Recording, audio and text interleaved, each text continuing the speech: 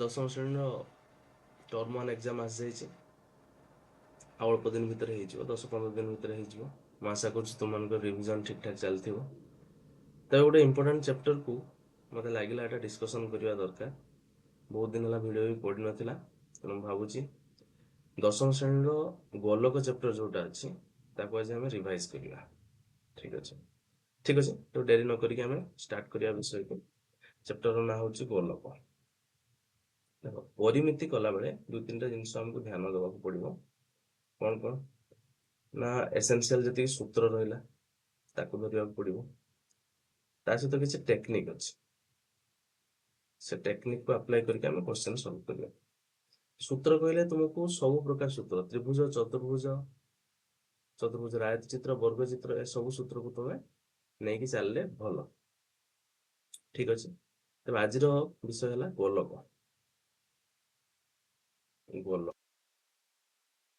ବୃତ୍ତ ଆଉ ଗୋଲକ ଭିତରେ ଗୋଟିଏ ପାର୍ଥକ୍ୟ ହେଲା, ବୃତ୍ତଟା ହେଉଛି ଦ୍ୱିମାତ୍ରିକ, ଗୋଲକଟା ହେଉଛି ତ୍ରିମାତ୍ରିକ।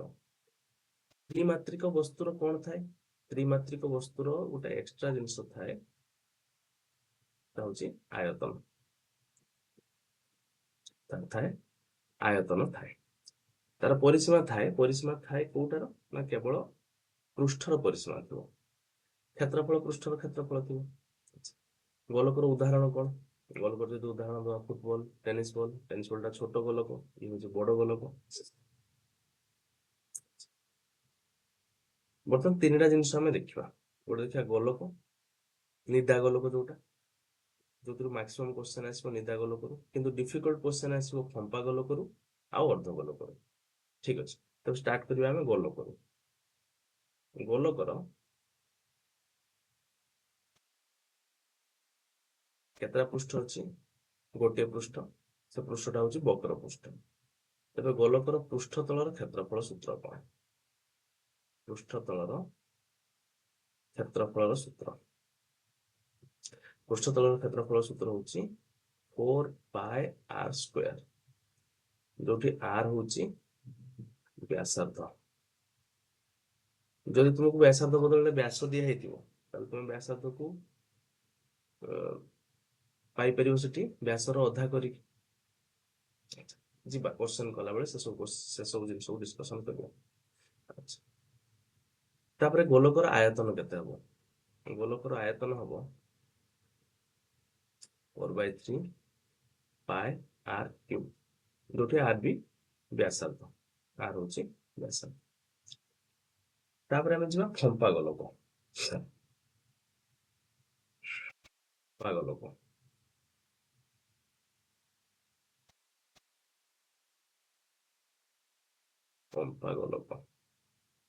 ଫମ୍ପା ଗୋଲକର ଦେଖ, ଫମ୍ପା ଗୋଲକ ଭିତରେ ଦୁଇଟା ଗୋଲକ ରହିବ।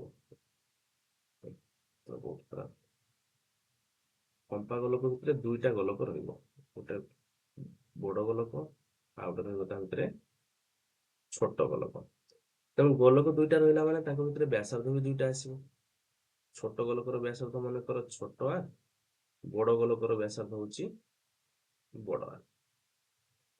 ଚିନ୍ତା କର, ଗୋଟେ ଗୋଲକ ଅଛି, ଟେନିସ୍ ବଲ୍ ଯଦି କ୍ରିକେଟ ଦେଖିଥିବ, ଟେନିସ୍ ବଲଟା ଭିତରଟା ଫମ୍ପା ଥାଏ, ତାର ଗୋଟେ ମୋଟେଇ ଥାଏ।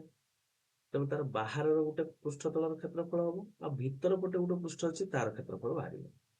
ତେବେ ବାହ୍ୟ ପୃଷ୍ଠର କ୍ଷେତ୍ରଫଳ କେତେ ହବ? ବାହ୍ୟ ପୃଷ୍ଠର କ୍ଷେତ୍ରଫଳ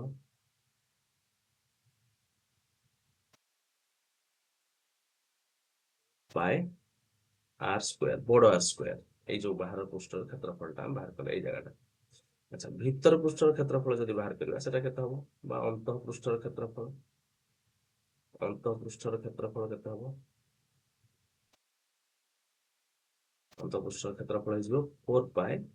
ସମଗ୍ର ପୃଷ୍ଠର କ୍ଷେତ୍ରଫଳ କେତେ ହବ? ସମଗ୍ର ପୃଷ୍ଠର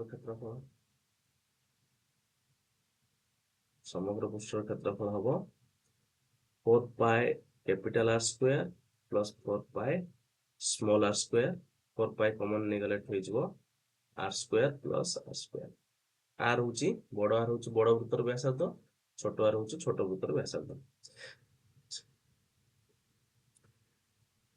ତାର ଆୟତନ କେତେ ହବ? ଫମ୍ପା ଗୋଲକର ଆୟତନ ମାନେ ଆୟତନ କହିଲେ ତା ଭିତରେ କେତେ ଜାଗା ରହୁଛି। ଦେଖ ବଡ ଯୋଉ ଗୋଲକଟା ଏଠି ଆକୁ ତୁମେ ଦୁଇଟା ଗୋଲକ ଭାବିକି ଚାଲ, ଗୋଟେ ଛୋଟ ଗୋଲକ ଗୋଟେ ବଡ ଗୋଲକ। ବଡ ଗୋଲକର ଆୟତନ କେତେ ହବ? 4/3 ପାଏ ବଡ ଆର କ୍ୟୁବ୍। ସେଥିରୁ ଯଦି ଆମେ ମାଇନସ କରିଦବା ଛୋଟ ଗୋଲକର ଆୟତନ, ତାମାନେ ତା ଭିତରେ କେତେ ଜିନିଷ ରହିଛି? ବାକି ଜିନିଷ ତ ହାୱା ଅଛି, ପବନ ଅଛି ତା ଭିତରେ। ଜିନିଷ କେତେ ଅଛି? ଧର ଟେନିସ୍ ବଲଟା ରବରରେ ତିଆରି ହଉଛି, ସେ ରବର କେତେ ଲାଗିଛି ସେଇଟା ହଉଛି ତାର ଆୟତନ। ଟେନିସ୍ ବଲଟା ହଉଛି ଗୋଟେ ଫମ୍ପା ଗୋଲକ, ତ କେତେ ମାତ୍ରାରେ ରବର ତା ଭିତରେ ଲାଗିଛି ସେଟା ହଉଛି ତାର ଆୟତନ।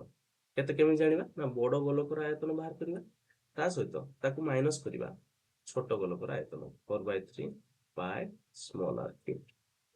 ଏଠୁ 4/3 ପାଇ କମନ ଚାଲିଯିବ, ହେଇଗଲା ଆର କ୍ୟୁବ୍ ମାଇନସ ଆର କ୍ୟୁବ୍,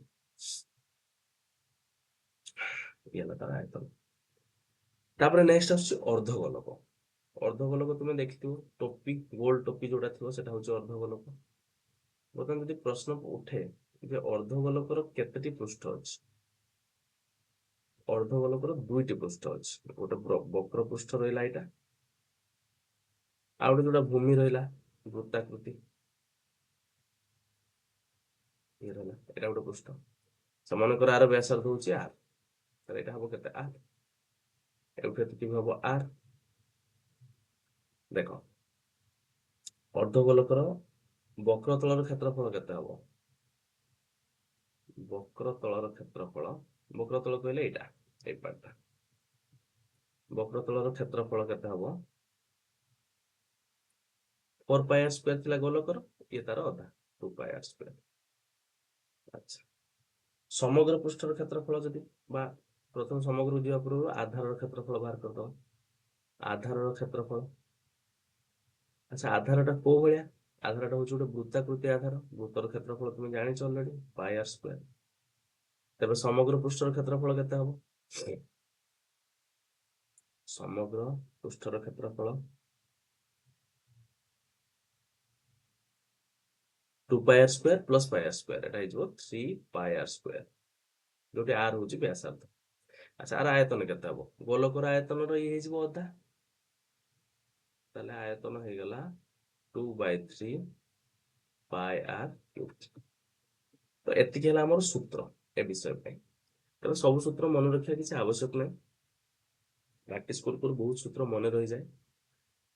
ତେବେ ତୁମ ପାଇଁ ଭଲ ହବ ଯଦି ସୂତ୍ରଟା ତୁମର ପ୍ରଥମ ଥରରେ ମନେ ରହୁଛି, ବା ତାକୁ 2-3 ଥର ପ୍ରାକ୍ଟିସ କରିଦିଅ, ସୂତ୍ର ସବୁ ମନେ ରହିଗଲେ କ୍ୱେଶ୍ଚନ କରିବା ପାଇଁ ଆବଶ୍ୟକ ହବ। ଯେମିତି ଏଇ ଯୋଉ ଦୁଇଟା ସୂତ୍ର ଅଛି, ଏଇ ଯୋଉ ଦୁଇଟା ସୂତ୍ର, ଏଇ ଦୁଇଟା ସୂତ୍ର ମନେ ରଖିବା କିଛି ଦରକାର ନାହିଁ, ଏଟା ଦେଖିଦେଲେ ତୁମେ ଜାଣିପାରିବ। ସେମିତି ସମଗ୍ର ପୃଷ୍ଠର କ୍ଷେତ୍ରଫଳ, ଏଇସବୁ ସୂତ୍ର, ଏଇ ଯୋଉ ଦୁଇଟା ସୂତ୍ର ଲେଖା ହେଲା, ଏଇ ଯୋଉ ଦୁଇଟା ସୂତ୍ର, ତାକୁ ମନେ ରଖିବା ସେମିତି କିଛି ଦରକାର ନାହିଁ, ଏଇ ସୂତ୍ରରୁ ତୁମେ ଏଇ ଦୁଇଟା ସୂତ୍ର ପାଇଯିବ। ଟିକେ ସ୍ମାର୍ଟ ହବାକୁ ପଡିବ। ପ୍ରଥମେ ଆମେ ବହିର ଯେତିକି ଏକ୍ସାମ୍ପଲ ଅଛି ତାକୁ ଆମେ ଡିସ୍କସନ କରିବା, ଯେତିକି ଉଦାହରଣ ଅଛି ବହିରେ ତାକୁ ଆମେ ପ୍ରଥମେ ଡିସ୍କସନ କରିବା, କଣ କଣ ଉଦାହରଣ ସବୁ ରହିଛି। ଏକ୍ସାମ୍ପଲରେ ଛୋଟଠୁ ଆରମ୍ଭ କରିକି ବଡ ବଡ କ୍ୱେଶ୍ଚନ ବି, ମାନେ କଷ୍ଟ କ୍ୱେଶ୍ଚନ ବି ଅଛି। ପ୍ରଥମ କ୍ୱେଶ୍ଚନ ଅଛି, ଗୋଟେ ଗୋଲକର ବ୍ୟାସାର୍ଧ 3.5 ମିଟର। ଗୋଟେ ଗୋଲକର ବ୍ୟାସାର୍ଧ ଅଛି 3.5 ମିଟର, ହେଲେ ତାର ପୃଷ୍ଠତଳର କ୍ଷେତ୍ରଫଳ କେତେ ଆଉ ତାର ଘନଫଳ କେତେ? ବେଳେ ବେଳେ ଆୟତନ ନ ଦେଇକି ଘନଫଳ ବି କହିଦିଆଯାଇଥିବ। ଘନଫଳ ଯାହା ଯାହା ଆୟତନ ମଧ୍ୟ ସେୟା। Fairly simple question. ପୃଷ୍ଠତଳର କ୍ଷେତ୍ରଫଳକୁ ଲେଖିବା ଆମେ, ପୃଷ୍ଠତଳର କ୍ଷେତ୍ରଫଳ କେତେ ହବ? 4πr²। 4 ରହିଲା, ପାଏର ମୂଲ୍ୟ ଯୋଉ କ୍ୱେଶ୍ଚନରେ ଯାହା ଦେଇଥିବ ତାହା ନବ। ଏଇ କ୍ୱେଶ୍ଚନରେ ଦିଆହେଇଛି 22/7, ତ 22/7 ନେଲେ। ଆର କେତେ ଅଛି? 3.5। ଦେଖ 3.5 ର ସ୍କୋୟାରକୁ ତମେ ଏମିତି ଲେଖ, 4 × 22/7।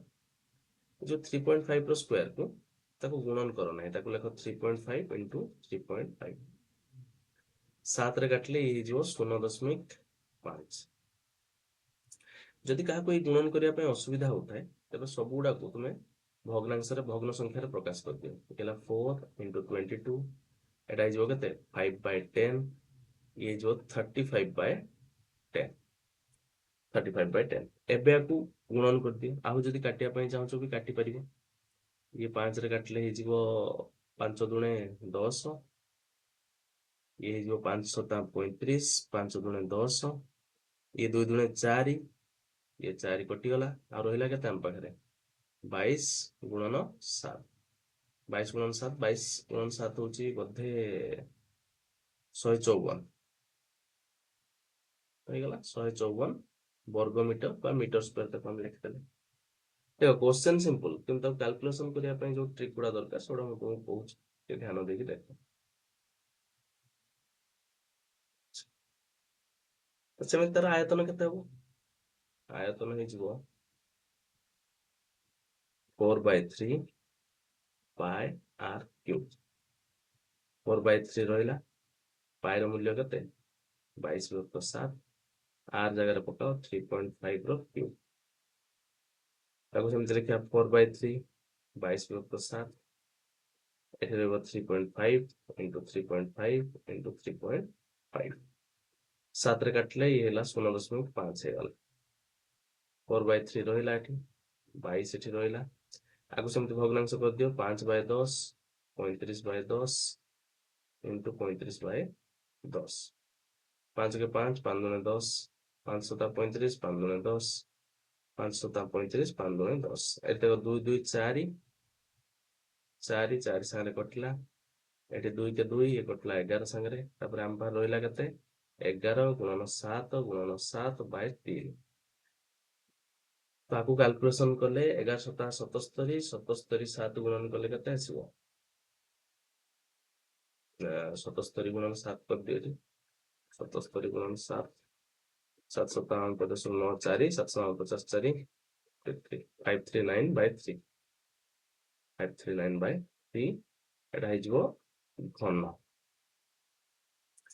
ଆକୁ ତୁମେ ଦଶମିକରେ ପ୍ରକାଶ କର କିମ୍ବା ପୂର୍ଣ୍ଣ ସଂଖ୍ୟାରେ ପ୍ରକାଶ କର ଯାହା କଲେ ବି ଉତ୍ତର ଆସିବ ଠିକ ଅଛି ତେବେ ଆଜି କ୍ଲାସ ପାଇଁ ଏତିକି ତୁମେ ସୂତ୍ର ପ୍ରାକ୍ଟିସ କର ଏଇ ଦୁରା କ୍ୱେଶ୍ଚନ କୁ ପ୍ରାକ୍ଟିସ କର ନେକ୍ସଟ କ୍ଲାସରେ ଆମେ ମ୍ୟାକ୍ସିମମ୍ କ୍ୱେଶ୍ଚନ କୁ ସଲ୍ଭ କରିବା